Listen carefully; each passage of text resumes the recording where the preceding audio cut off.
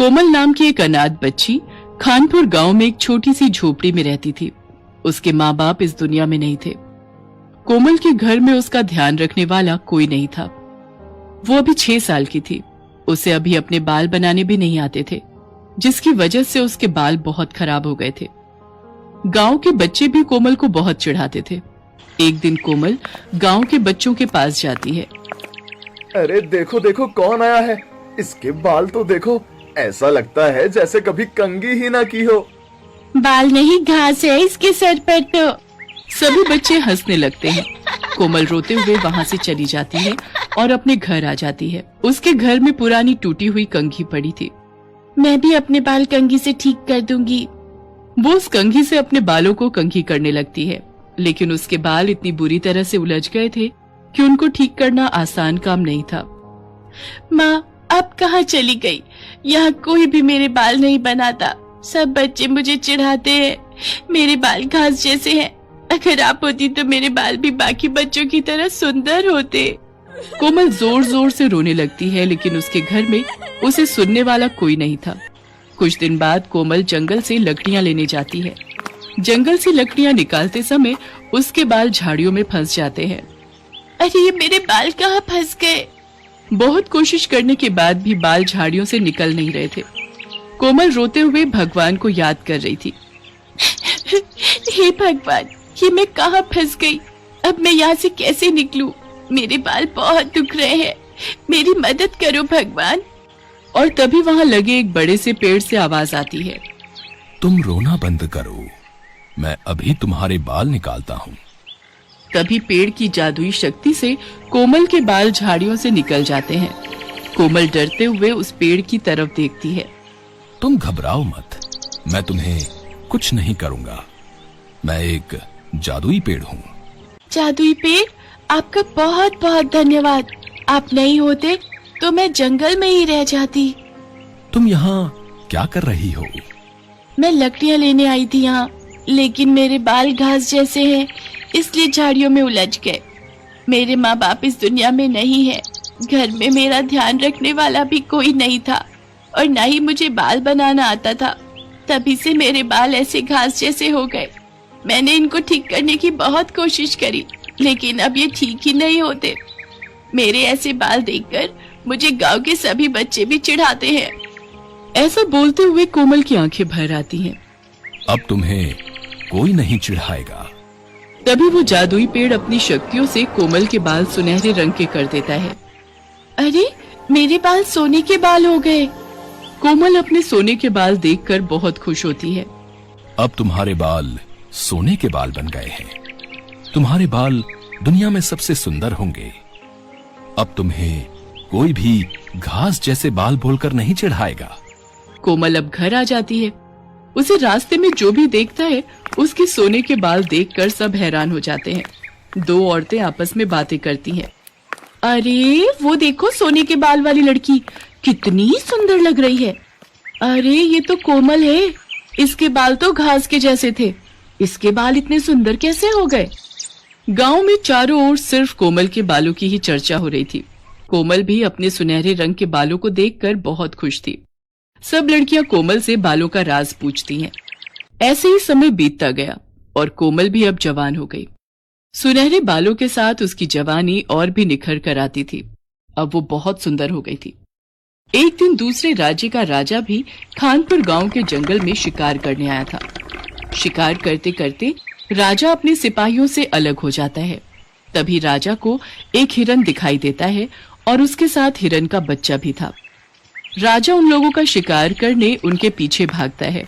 हिरन अपने बच्चे को साथ लेकर भाग रहा था, लेकिन हिरन का बच्चा झाड़ियों में उलझ जाता है, जिसकी वजह से वो भाग नहीं पा रहा था। अपने बच्चे को ऐसे देखकर हिरन भी वहीं रुक जाता है। पीछे से राजा देखता है हिरन का बच्चा वहीं फंस गया है।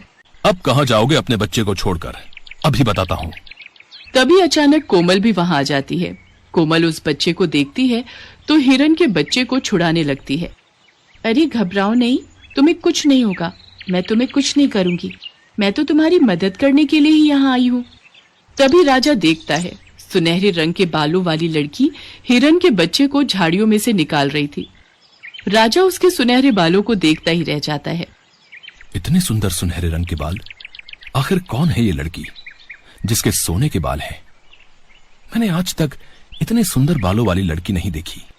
राजा ये सोचते हुए आगे जाता है और जैसे ही उस जगह पहुंचता है तो वो देखता है कि हिरन और उसका बच्चा वहां नहीं थे और वो सुनहरे रंग के बालों वाली लड़की भी वहां नहीं थी। अरे, अब कहाँ चली गई वो लड़की? अभी तो यहीं थी। कुछ देर के बाद राजा के सिपाही भी वहां पहुंच जाते हैं। राजा अपने सिपाहियों से कहता है, मैंने अभी अभी एक सुनहरे बालों वाली लड़की को यहाँ देखा था। उसके बाल सुनहरे रंग के, बहुत ही सुंदर बाल हैं। जाओ, जाकर सारे गांव में पता करो कि वो लड़की कौन है। मुझे उससे शादी करनी है। तभी राजा के सिपाही गांव में जाते हैं और गांव वालों से पूछते हैं, इस गांव में सुनहरे बालों वाली लड़की कोई रहती है? हमारे राजा उससे मिलना चाहते हैं। हाँ, कोमल बिटिया के बाल सुनहरे रंग के हैं और वो सामने वाली झोपड़ी में रहती है। सिपाही अपने राजा के पास जाते हैं और उन्हें कोमल के घर ले जाते हैं। राजा झोपड़ी के बाहर जाकर खड़ा हो जाता है और आवाज देते हुए कहता है, कोई है अंदर? राजा की आवाज सुनकर कोमल बाहर आ जाती है। राजा दरवाजे के बाहर खड़े थे। जी कहिए। राजा कोमल को देखते रह जाते हैं। कोमल सुनहरे रंग के बालों के साथ बहुत सुंदर लग रही थी। जितने सुंदर बाल उतनी सुंदर सूरत। अब तो यही मेरी पत्नी बनेगी। अपने माँ बाबा को बुलाइए, हमें उनसे कुछ जरूरी बात करनी है। कोमल बताती है कि उसके घर में कोई नहीं है, वो अकेली रहती है। उसके माँ बाप इस दुनिया में नहीं है। राजा कोमल को अपने बारे में बताता है। मैं सूरत का राजा हूं और यहाँ शिकार करने आया था। मैंने तुम्हें जंगल में देखा था। जिस हिरन के बच्चे को आपने छुड़ाया था, मैं उसका शिकार करने वाला था, लेकिन तुम्हारे सुनहरे बाल देखकर मैं तुम्हें देखता ही रह गया। क्या आप उस हिरन का शिकार करने वाले थे? लेकिन क्यों? इतने प्यारे जानवर को आप क्यों मारना चाहते हो? हमें आप बहुत पसंद हैं। हम आपसे शादी करना चाहते हैं। और हाँ, अगर आप हमसे शादी करने को तैयार हो गई तो मैं अभी से शिकार करना छोड़ दूंगा। राजा की इस बात ने कोमल का दिल जीत लिया था और पहली बार इतने बड़े राजा ने कोमल को शादी के लिए पूछा था। कोमल भी इतने बड़े राजा को मना नहीं कर पाई, क्योंकि वो बचपन से ही अकेली रह रही थी और कभी उसने ऐसा प्यार नहीं देखा था। फिर वो राजा गांव के मंदिर में जाकर सबके सामने कोमल से शादी करता है और कोमल को अपने साथ अपने महल में ले जाता है। राजा कोमल से बहुत प्यार करता है और कोमल के कहने पर वो शिकार करना भी छोड़ देता है। अब कोमल के पास हर खुशी थी। बचपन से ही वो जिस प्यार के लिए तरस रही थी वो उसे अब मिल जाता है। सुहानी अपने पिता महेंद्र के साथ रूपनगर में रहती थी। बचपन में जब सुहानी की माँ का देहांत हो गया तो उसके पिता ने दूसरा विवाह कर लिया। सुहानी की सौतेली माँ सुधा शादी के बाद अपनी बेटी ज्योति को भी साथ लाई थी।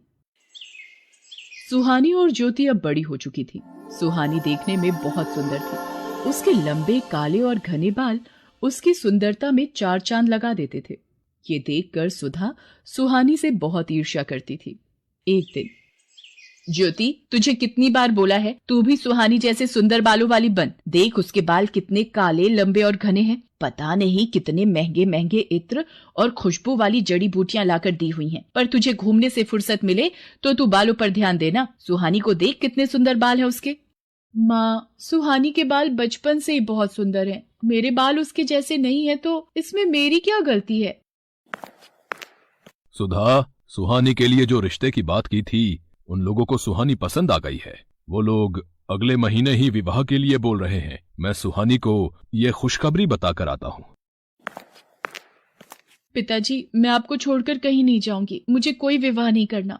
नहीं सुहानी बिटिया, हर कन्या के पिता को ये आस होती है कि उसकी पुत्री विवाह करके सकुशल अपनी ससुराल जाए। और फिर धर्मचंद जी जाने माने व्यापारी हैं, तो उनके पुत्र के साथ बहुत खुश रहेगी।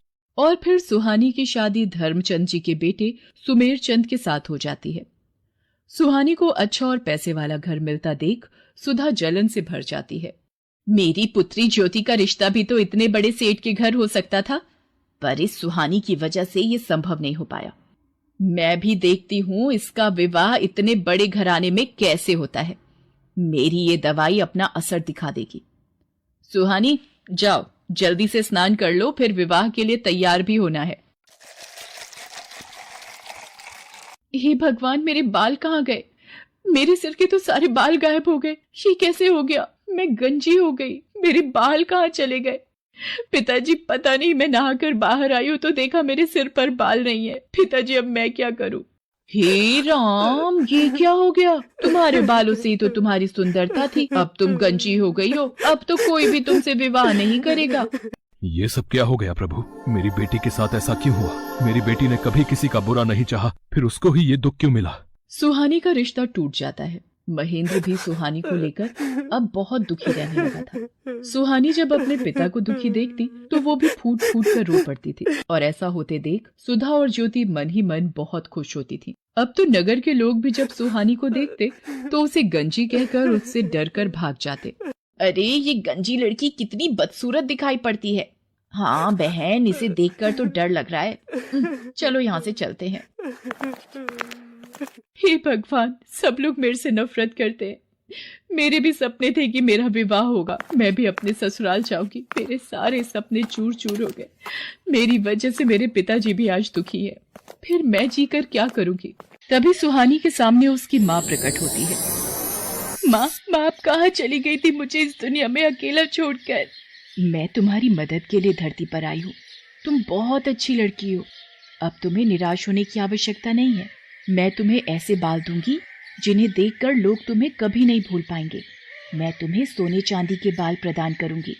जैसे ही सुहानी की माँ सुहानी के सिर पर हाथ फेरती है, सुहानी के सिर पर सोने चांदी के बाल आ जाते हैं। सोने चांदी के सुनहरे चमकते बाल सुहानी की खूबसूरती को और बढ़ा रहे थे। माँ, ये सोने चांदी के बाल तो बहुत खूबसूरत है। आपका बहुत बहुत धन्यवाद। आपने मुझे फिर से सुंदर बना दिया।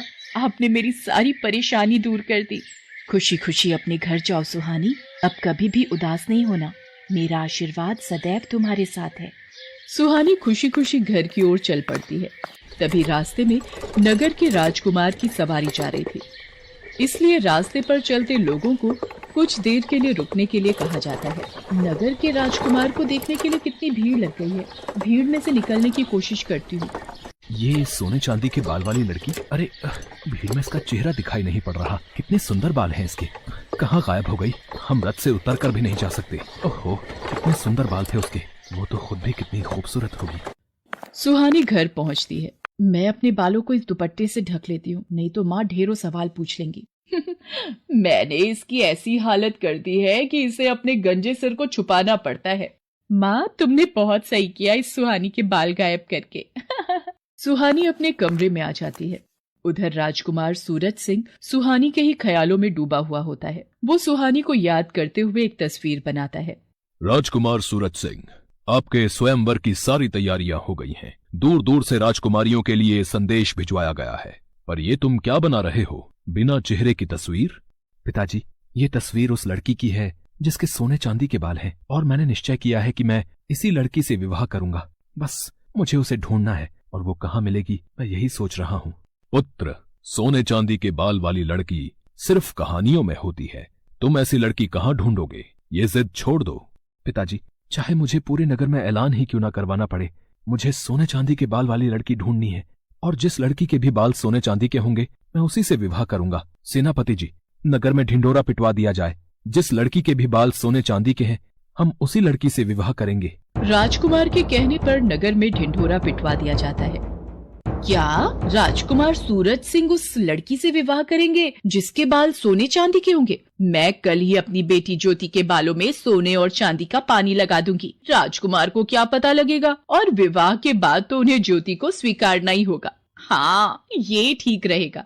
सुधा की तरह ही नगर में बहुत सी औरतों ने जब ये बात सुनी तो उन्होंने अपनी लड़कियों के बालों में सोने और चांदी का पानी लगा दिया। अब तो नगर की बहुत सी लड़कियों के बाल सोने और चांदी के लगने लगे। ये देखकर सेनापति असमंजस में पड़ गया और वो राजकुमार सूरज सिंह के पास पहुंचा।